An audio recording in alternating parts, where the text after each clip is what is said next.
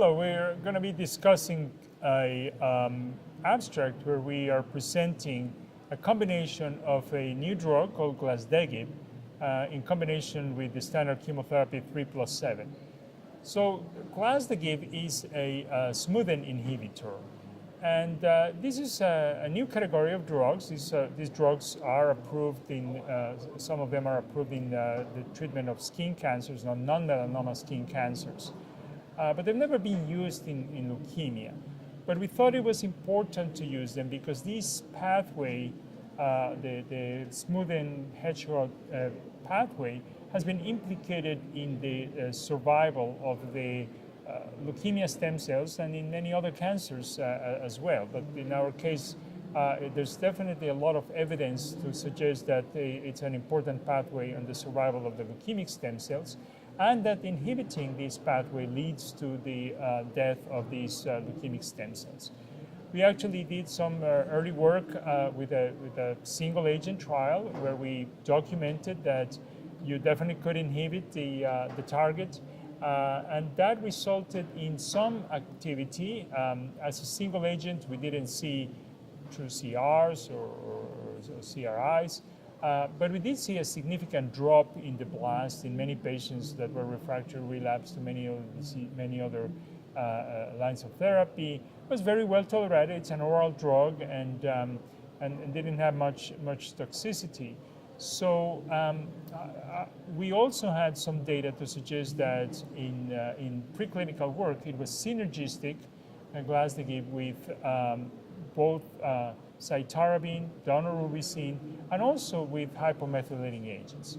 So because of that, that led to a large multi-step trial where we first did a phase 1 dose-finding approach with 3 different combinations. One was the one that we're presenting here today, which was a combination with standard dose cytarabine, daunorubicin, 3+7 classic schema. And the other 2 were for patients that were unfit for chemotherapy, combination with the cytarabine, and combination with low-dose RSC. We established the maximum tolerated dose. The low-dose RSC was then taken into a randomized phase 1 study that's been presented at ASH last year. The cytarabine has not resulted yet into a phase 2. It's coming up. And the one that we're talking about today was a single-arm phase 2 in combination with 3+7. And what we established is that you could really give full dose 3+7 with the standard dose of the Glasdegib. So that was the schedule that we did. The Glasdegib is given daily, uninterrupted, unless there's toxicity. The 3+7 is done at the standard doses. We use 60 milligrams of daunorubicin. And the patients could receive 1 or 2 induction cycles. Then they could receive consolidation chemotherapy with higher doses of cytarabine.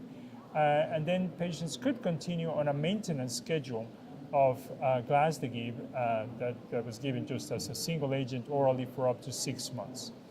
So the patient population here was a little bit older. The median was in their 60s. The majority of the patients were actually older than 60. Younger patients were eligible, but the majority of patients were in their 60s, and the median was closer to 65. But we had a very good response rate. The response rate, considering this patient population, was very good. It was around 50%. And we had not many patients actually required a second induction. Most of the remissions occurred with the first induction. And then patients went with the consolidation therapies. Some of them moved to transplant, a significant number, almost a third of the patients went to a transplant. And then some patients, about 20%, ended up going to the maintenance part of the study.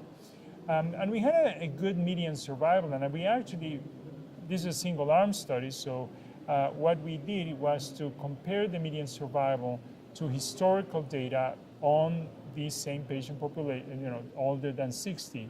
And what we have is a median survival that seems to be better than what we would expect.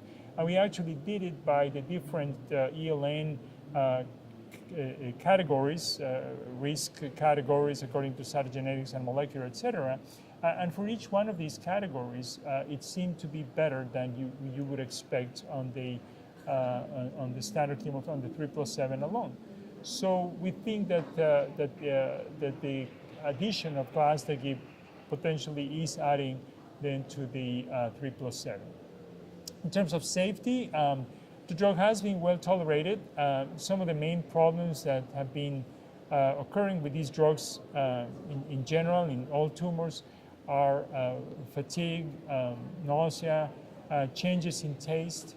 And although we did see some of that, they were all grade 1 or grade 2. There was no grade 3 or grade 4 of any of these problems. Nobody discontinued because of that.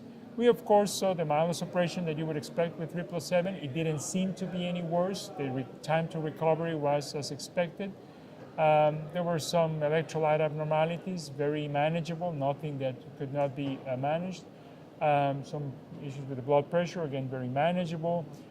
So in general, it didn't appear to be anything that would be out of what you would expect with chemotherapy. And the things that were a little bit different were very manageable and mild. So much so that patients were able to continue in the treatment as long as they were still in remission.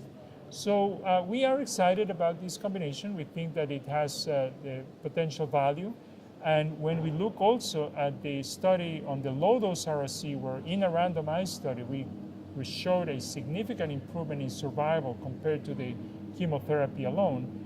We think that this drug, in combination with these agents, offers a new potential therapy for patients that, you know, if it does what we think it's doing, eliminating the leukemic stem cell, may allow us to prolong remissions and prolong survival for patients. So a randomized study of the 3+7 with or without Glasdegib is going to be starting later this year, and that will hopefully confirm what we are thinking.